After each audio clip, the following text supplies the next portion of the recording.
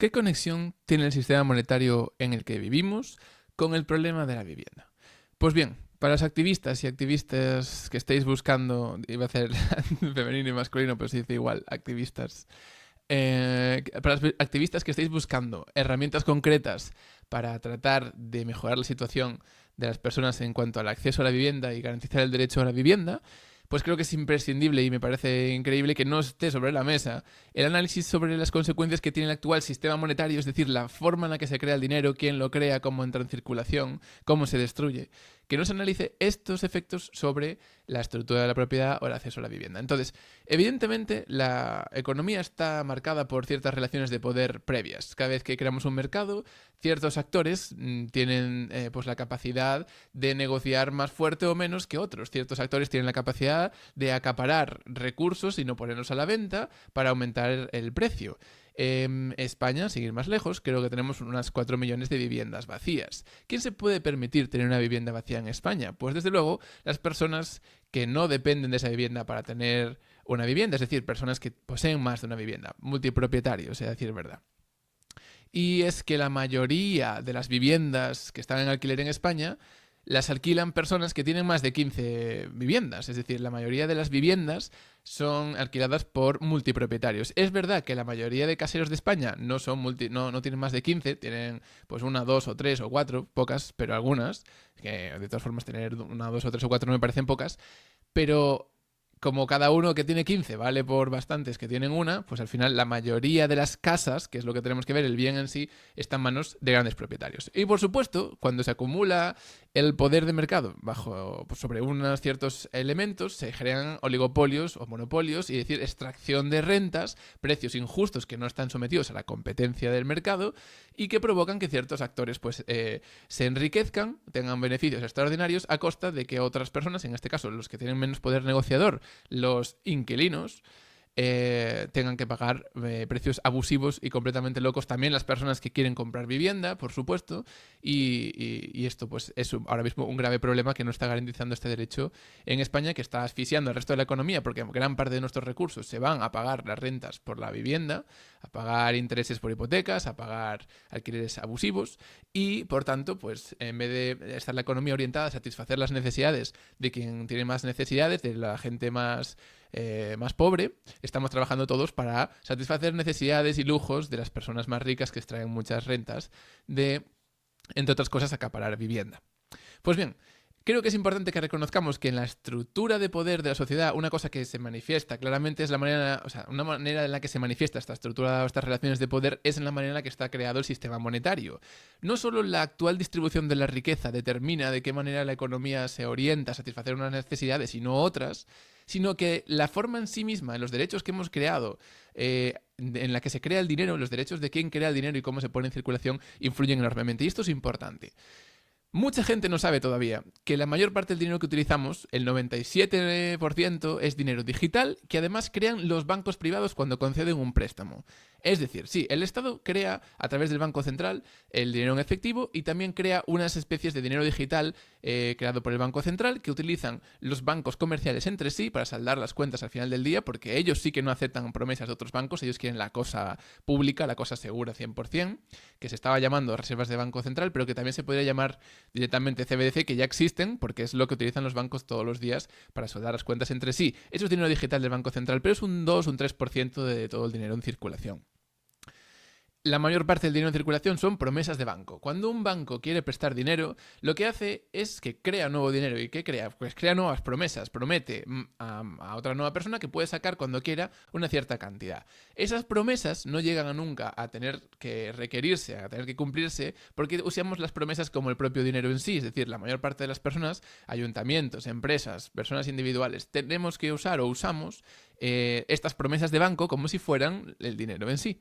Y esto tiene un problema, enreda grandes problemas. Que sean los bancos los que conceden préstamos creando dinero hace que, para empezar, la cantidad de dinero en circulación sea proporcional al nivel de endeudamiento. Y pueden entonces pasar cosas como unas burbujas inmobiliarias. Fijaros, si yo presto mucho dinero a la gente para comprar más vivienda. Lo que estoy haciendo es crear nuevo dinero. Este dinero se utiliza para comprar cosas que ya existen, o sea, para comprar viviendas que ya existen, empujando los precios de las cosas que existen al alza. ¿Esto qué hace? Que como las casas, las hipotecas se conceden con el bien en garantía, con la casa en garantía, el banco no se preocupa por la solvencia de quien pide este préstamo, sino que espera que con la subida de valor del activo subyacente, en este caso la vivienda, pues se pueda, incluso aunque haya un default de la deuda, se pueda llegar a devolver el préstamo. Entonces, los bancos relajan las condiciones para conceder hipotecas, para conceder dinero para que gente compre viviendas, en expectativa de que la vivienda siga aumentando de valor. En el momento en el que deja de ocurrir este ciclo expansivo en el que se crea más dinero para prestar, para comprar casas, haciendo que suban de valor y creando más incentivos para seguir comprando casas, que por cierto distorsiona terriblemente la actividad económica, son préstamos que no deberían hacerse, son inversiones que no deberían estarse haciendo, deberían dedicarse a otros usos, pues al final lo que ocurre con el momento que se acaba esta burbuja especulativa, en el que ya nadie más nos atreve a endeudarse más, pues hay una crisis en la que de repente la gente intenta pagar sus deudas, con lo cual hay menos dinero en circulación, se hace imposible para las empresas y para las personas obtener rentas para seguir pagando las deudas que tenían y se produce un proceso extractivo de expropiación forzosa de un montón de viviendas en este caso, desahucios y consecuencias terribles para toda la economía en general. Pero bueno, sin duda esta dinámica de expansión del dinero relacionada con la deuda impulsa enormemente las burbujas y la tendencia a especular con la vivienda y con otros activos financieros. Creo que es importante, por tanto, para las personas que están intentando defender el derecho a una vivienda digna, el derecho a que los precios de las viviendas vuelvan a estar más bajos, a que los alquileres sean más bajos, tenemos que reconocer que la manera en la que se está creando el dinero actualmente es completamente disfuncional. Para empezar, porque con la distribución actual de la riqueza, cuando nos endeudamos, es imposible que todos seamos capaces de devolver los préstamos. Se crea nuevo dinero para cada vez que nos endeudamos, pero tenemos que devolverlo con intereses. Y la única forma que tenemos de obtener intereses es trabajar para nuestros acreedores. Nuestros acreedores tienen que gastarse el dinero de vuelta en la economía para que podamos ganarlo, para podérselo pagar. Al fin y al cabo es como un trueque, los intereses los estamos pagando con bienes y servicios a aquellos que nos prestan dinero a la larga. Pues bien, si los que nos prestan dinero tienen también poder de mercado, tienen también una situación privilegiada en la negociación, pueden decidir no gastarse ese dinero, pueden decidir, por ejemplo, aplicar austeridad y reducir impuestos, o pueden decidir llevárselo a paraísos fiscales, o pueden decidir llevárselo a otros países o hacernos competir con toda la clase trabajadora del mundo y haciéndonos a todos, obligándonos a rebajar los salarios y rebajar el precio de las materias primas, y además es imposible que podamos devolver nuestras deudas. Al final, todo lo que producimos se lo quieren llevar en base a intereses. Es el máximo. Intentan endeudarnos hasta el punto en el que todo lo que produzcamos de excedente cada año se vaya en concepto de intereses a pagar a los que nos prestaron el dinero. Pues bien, esta dinámica de la deuda es perversa y es imposible. Acaba siempre es como un juego de las sillas donde alguien siempre va a tener que perder porque hay una dinámica de poder detrás que hace casi imposible que se paguen estos intereses tal y como está la distribución de riqueza creada. Y aún es más grave porque el dinero en sí se crea en base a deuda y cuando se pagan las deudas se destruye, con lo cual se agrava esta dinámica perversa de la deuda. Si hubiera más masa monetaria circulando libre de deuda, sería más fácil que esta circulara y no habría tantas fluctuaciones en la masa monetaria que hacen realmente imposible para muchos países y para muchas personas y empresas y gobiernos devolver sus préstamos. Y lo que hace que al final acabes pagando muchos más intereses, acabas pagando 2 veces, 3, 4 veces el principal en concepto de intereses, y esto desde luego pues es intolerable, es amoral, es inético, no tiene ningún sentido económico, no está haciendo un buen uso de los recursos en la economía. Pues bien, es importante entonces que nos demos cuenta que la manera en la que se está creando el dinero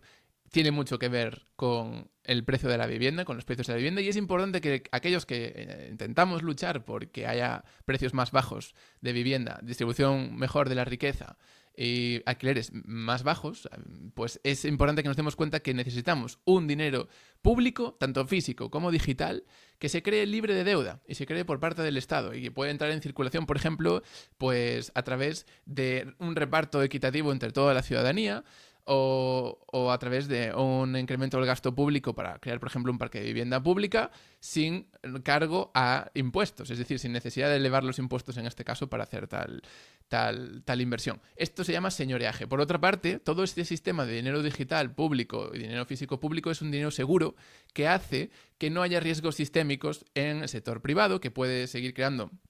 instrumentos de deuda, pero que no va a requerir en ningún caso que los tengamos que rescatar y por lo tanto cortamos los lazos entre el poder financiero, el poder económico y el poder político, ya que de alguna manera pues todos los rescates que se han hecho, todos los tipos de ayudas que tienen los bancos constantemente, por mencionar una, a día de hoy se están remunerando los depósitos de los bancos en el Banco Central a un tipo de interés cercano al 4%,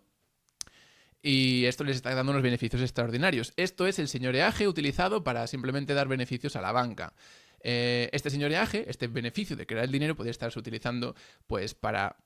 generar justicia social, para generar una redistribución ética y racional de los recursos y orientar la economía hacia resolver las necesidades reales más importantes de la sociedad y no necesidades inventadas que tienen un gran impacto también ecológico. Entonces, bueno, creo que es un tema que desde luego hay que explorar. Hay muchísimos detalles interesantes que podríamos ir mencionando al respecto, pero desde luego comprender cómo se crea el dinero y tratar de empujar para que haya alternativas de dinero público va a ser esencial para luchar por que se cumpla el derecho a la vivienda.